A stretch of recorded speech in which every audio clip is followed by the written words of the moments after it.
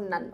এই অন্যান্য দ্বারা বোঝানো হচ্ছে আমাদের এই চ্যাপ্টারের অন্যান্য যে প্রশ্নগুলো আছে, অর্থাৎ আমাদের এখানে কিন্তু বেশ কিছু প্রশ্ন আছে যেগুলো বোর্ড পরীক্ষার জন্য খুবই গুরুত্বপূর্ণ।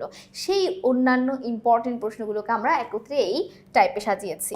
তো আমাদের প্রথম যে প্রশ্নটা সেটা হচ্ছে কি, দেখো ওষ্ঠধ্বনিগুলো কোনগুলো? আমাদের উচ্চারণের স্থান অনুযায়ী যেগুলো ওষ্ঠ, ঠোঁট দিয়ে উচ্চারণ করতে হয়, ওষ্ঠ মানেই হচ্ছে ঠোঁট। প, ফ, ব, ভ, ম, ঠোঁট ছাড়া এগুলো উচ্চারণ করাই যায় না। তাহলে এর উত্তরটা হবে আমাদের গ। এরপর দেখো 49 কি বলা আছে, ট বর্গীয় ধ্বনি নয় কোনটি? এখানে কোনটা ট এর মধ্যে পড়ে না? ট, ঠ মূর্ধন্য দেওয়া আছে এবং দন্তন্য দেওয়া আছে। আমরা জানি কণ্ঠ, তালু, মূর্ধা, ক, চ, ট, ত, প।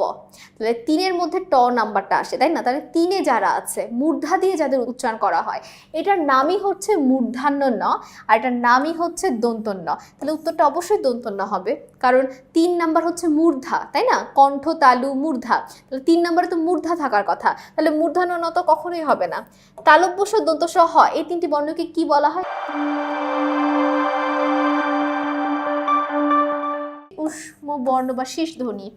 তালব্য ব্যঞ্জন ধ্বনির উদাহরণ আছে কোন শব্দে?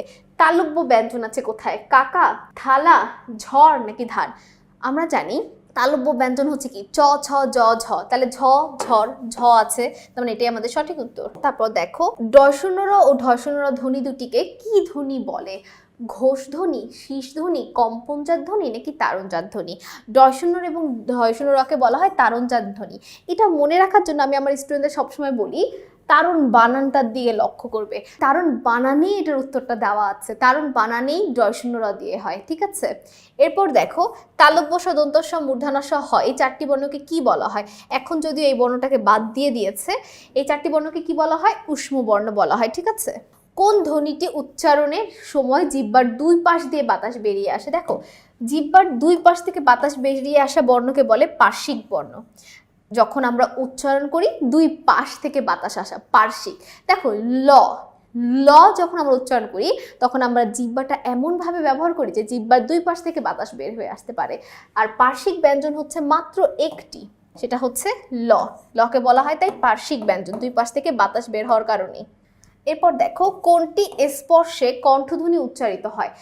তালু ও জিভ, জিভ ও দন্ত, কোমল তালু ও আলজিভ, ঠোঁট ও জিভ। এর উত্তরটা কি হবে? তালু ও জিভ। যে ব্যঞ্জনের উচ্চারণে বাতাস মুখ বিবরের কোথাও বাধা না পেয়ে কেবল ঘর্ষণ প্রাপ্ত হয়, অর্থাৎ বাধা পায় না কিন্তু ঘর্ষণের মাধ্যমে আসে এবং শীষ ধ্বনি সৃষ্টি করে, তাকে কি বলে? তাকে বলে ঊষ্ম ধ্বনি, ঠিক আছে?